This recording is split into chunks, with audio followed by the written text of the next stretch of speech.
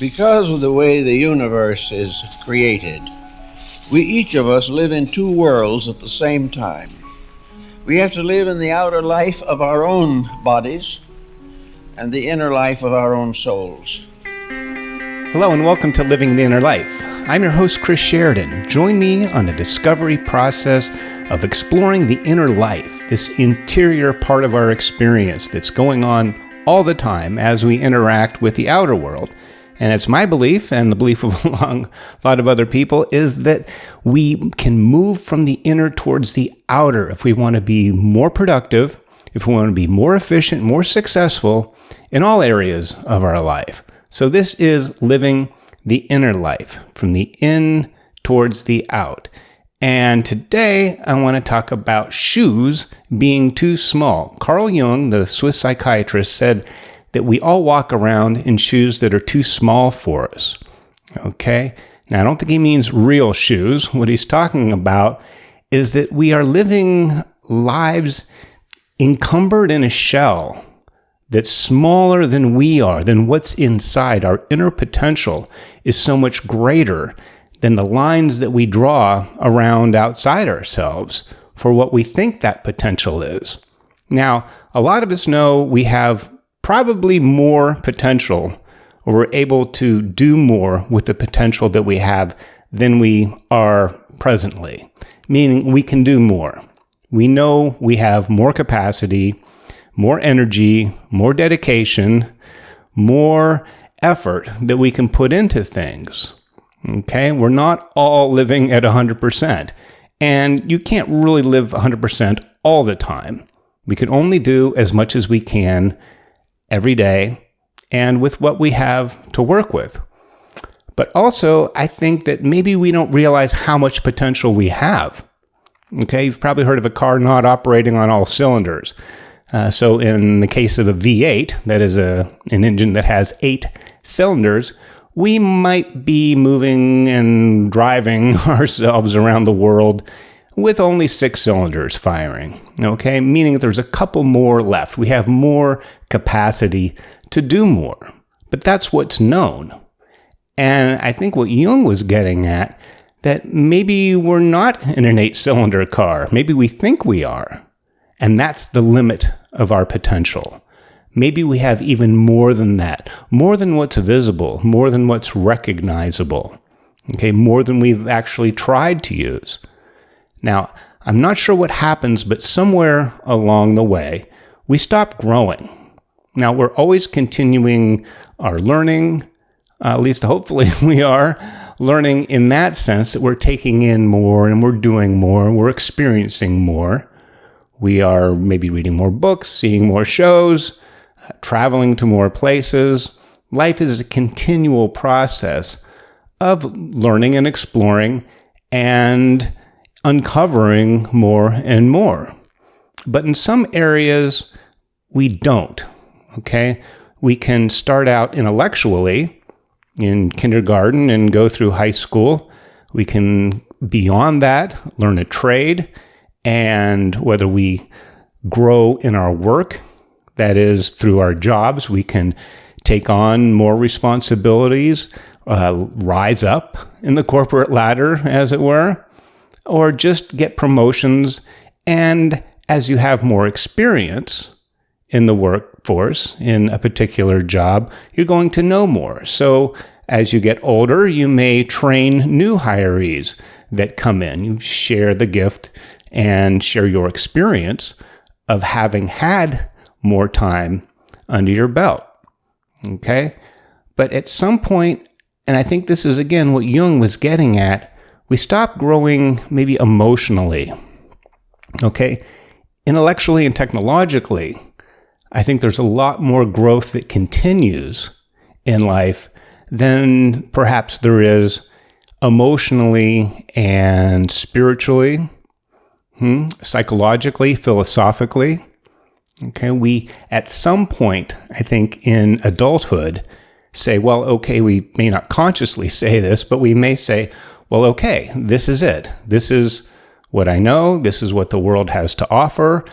This is about my level of capacity. This is what I have the energy and ability to do. This is within my capacity. And we don't uncover, we don't discover, and we don't utilize, therefore, these greater parts of ourselves. We've seen this. Even people that you think would be grown-ups or leaders in the world. You can watch the government and the way they bicker and the way they talk to each other. It's almost like school kids or people in college, like a frat house going one up against each other. Very immature in a lot of ways. Immature in the sense that there isn't a poise, a sense of, the wise older person. Okay, the crone or the wizard in mythology is somebody that has a way of responding to the world that isn't emotional. Maybe that it is, or as emotionally laden. Of course, you have to have some emotion. You want to have some power and fire and vitality behind the things that you do. But I'm talking about an immature reaction, okay? That it's on the level of bickering or name-calling. Okay, these are people wearing suits and pantsuits that are making big money, and they're spending big money in the case of our government or business leaders, other types of leaders, seem to always fall short. They succumb to some of the same things that people much younger and much less experienced in the world would react. So part of this growth is our emotional growth. Okay? And what does that mean to grow emotionally? Some of the things that maybe were very, very important at an earlier stage in life become less important. Okay, this need to be right all the time and call out somebody when they're not. We can allow somebody else to not be right. And we don't have to prove ourselves or defend ourselves in our rightness. Even if we are right, even if somebody accuses us or points out wrongly that we're not right, that's okay. Okay? You don't have to prove your rightness all the time or defend your position. That's something that's a lesser matured emotional state. A person in that state would respond that way. Okay? So there's a poise, there's a calmness, there's an ease that comes with emotional maturity. And I don't think we have that as much. I don't know if that gets honored as much. Everything is new. It's the latest and the greatest, whether it's technology or the new person, the new artist, the musician that comes in. Well, I guess in the case of music, we do respect some of the elders, the Rolling Stones or other bands that are still out there doing it. Even bands from the 1980s here 40 years later are doing really well with tours. That may be nostalgia. It may be just what's commonplace. These are songs that may have been heard a lot. But that's, with taste and in the public pop culture sense that gets recycled in car commercials or things like that. We hear these songs again and again, and they have a lot of staying power, the classic songs. But as far as an emotionally mature person, okay, I don't know if we embrace that. Some cultures do have a lot of respect for the elders, even the ancestors that have gone on. All right. But I think we have just stopped in our growth that way. And that's the shoe being too small. Because what happens when an actual shoe is too small? Well, your feet hurt. All right. And if you're growing, now, of course, as an adult, generally our feet don't grow as much, if at all. But it's not that physical growth. Again, it's that emotional, that psychological growth that if we have an emotional shoe or a concept, a self-concept that's too small, then not only is it going to hurt, it's also going to prevent further growth. It's going to stunt our growth. So something like that may be going on. All right. And what we need, so what are the bigger shoes? Okay. How do you get out of these smaller shoes and open ourselves up to a larger sense of possibility and potential? Having a larger shoe with more room to grow. Well, in the case of a goldfish, it's been said that if you keep a fish in a small tank, they won't grow as much or as fast, like a bonsai tree or something. But if you put them in a larger tank, that they will then grow. I don't know if that's the case. I think maybe they just eat more and swim more, and I think that has something to do with the growth, but still related to the size of the tank. All right? And I don't know if we have the examples in our lives of philosophically matured people, because they don't make as much noise. They're not as perhaps exciting or dramatic. And we have a tendency to respond to those things in that way. If it's a conflict or a name-calling fight, that seems to get a lot of attention, a lot of play, even in what should be mature media. It's very much on the level of school children bickering, even though these are people that have large responsibilities. All right, so we can't maybe change them as much as we can change ourselves. We can work on ourselves, ask ourselves, where am I stunted in my growth? How am I reacting to things that is similar to the way I would have reacted to them 10 years ago when I was in school, or 20 years ago if you're older? What patterns are being repeated? Emotional patterns, emotional response patterns.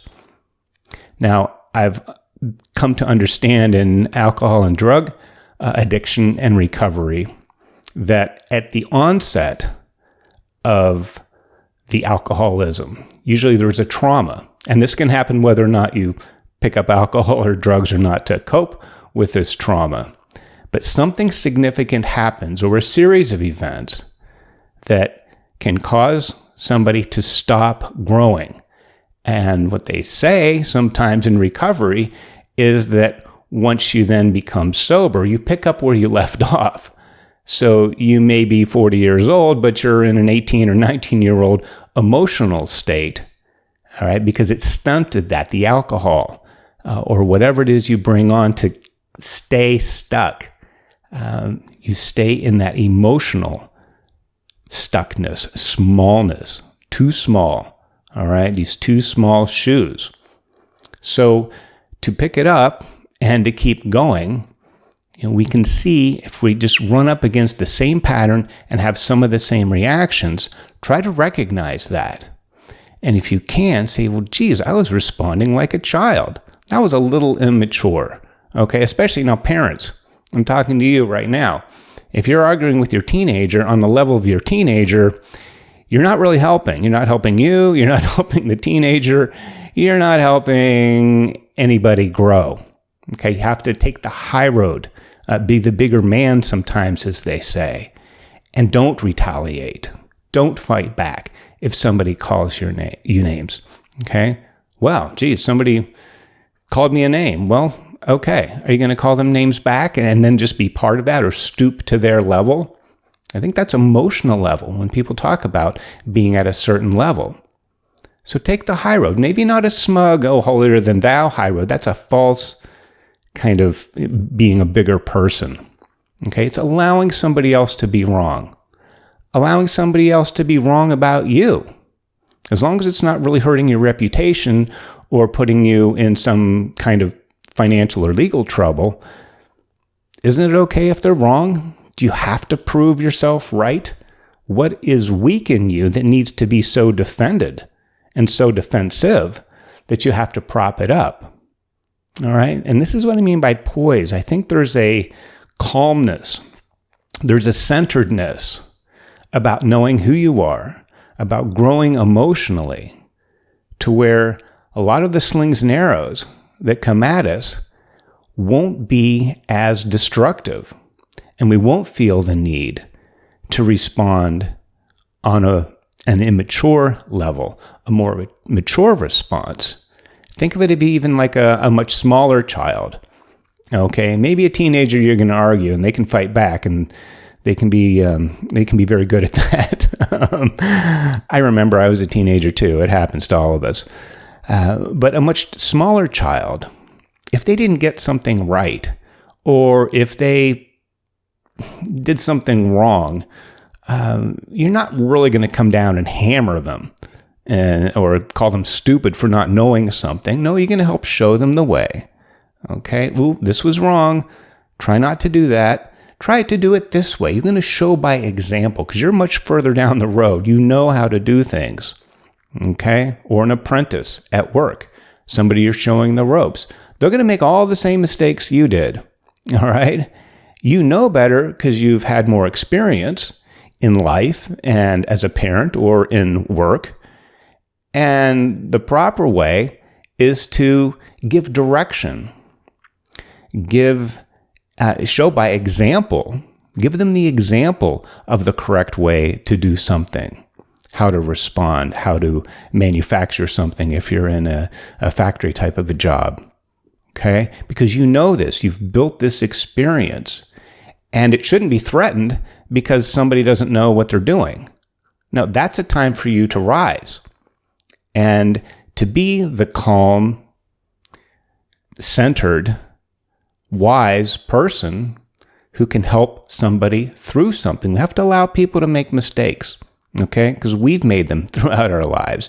And when you reach a point where you're not making those mistakes in those areas and somebody else is, it's not to be critical, it's not to fight back, it's to help elevate them, help bring them to your level if you're that much further along.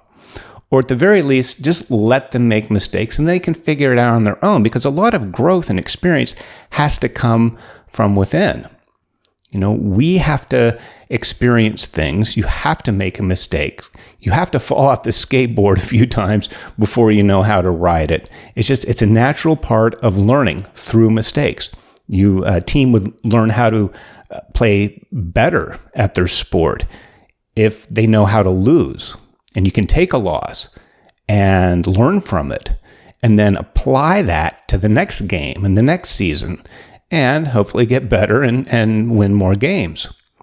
All right, so we want to win with this, but society, I don't think, helps us, okay? I don't think that's valued as much. Somebody who's older and has more experience in something. Now, I'm not talking about a 19-year-old who looks at a 50-year-old and goes, hey, old guy, you know, I know what I'm doing. Okay, that's being 19. That's part of what that means, okay? Teenagers and young adults, probably all through your 20s, you should have some kind of arrogance about yourself in the world, okay? Because you haven't learned enough. You don't know what you don't know. You think you kind of know it all. And then you try that out, and how you've really learned is not from somebody older than you telling you. It's from you going, oh, okay, I guess maybe I don't know everything. All right. And they say there's nothing more dangerous than a 16-year-old with a Corvette. Okay. You don't want to give somebody that young and inexperienced a sports car. Okay. You need to learn how to drive. That's why car insurance is so much more for teenagers, especially teenage guys. Okay. Because you think you know, and then you go off in the world or on the road, and then you realize how much you don't know. Okay, so we have to learn and grow through making mistakes. But if we don't allow ourselves to make a mistake or feel guilty or shameful or embarrassed by that, then we're not really getting the gift. We're not really learning from that. Okay, and so this mentor apprentice used to be so commonplace with trades and guilds and different jobs. A lot of jobs were in the family, the blacksmith or the goldsmith, even your name, the bakers, may reflect what it is you did for a living. And quite often, it was generational, that the sons and daughters would learn the ropes, would learn the family trade, learn these skills, even highly skilled crafts and arts. But you follow an apprentice, whether it's an older relative or whether it's just somebody who's been in the job a long time. You're to follow them. You're to shadow them, to watch and learn and see what they do. And then you can gain this experience. You can much more quickly get to a higher level if you're really sticking close to a mentor who can show you these things. And in a very patient, strong, yes, you don't want to let them slack off too much, but you want to make sure that you're giving them your best so they can learn and become their best. So think about that. Think about if you've drawn too small of a circle for you and your world, okay? And not just what you can see, not just what you know your potential is that you may or may not be living up to. You may not know how much potential you have, okay? And we're going to talk a lot about this on Living in the Inner Life because most of that is inside. Our physical potential, what we can do, how fast we can run, how much we can lift, we can improve that over time. But at some point, there are limits to that. And those are limits that we can see. And they're fairly realistic for the most part. Okay? But as far as our inner lives, on what our capacity is for compassion, for service, for growth and experience, we may just be living in too small of a fish tank. Okay? We may not realize how much more capacity we have because a lot of times we're not asked.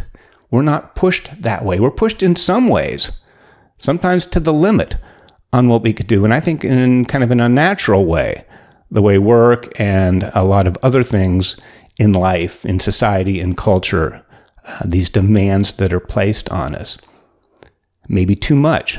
But I also think there's perhaps not enough demand or interest or example of a much greater life, a much bigger interior, inner life that we have. Because remember, the inner life is just as vast, just as infinite as the world and the cosmos around us. It's very, very deep. I think we're very limited in our concept of what our potentials are. So stick with me, stick with yourself, open the door, ask, what do I not know about my potential? What hidden potentials do I have? And how can I learn to understand them, utilize them, and grow and share what you've learned? Okay? So think about that, and we'll think about you. Until next time, here on Living the Inner Life.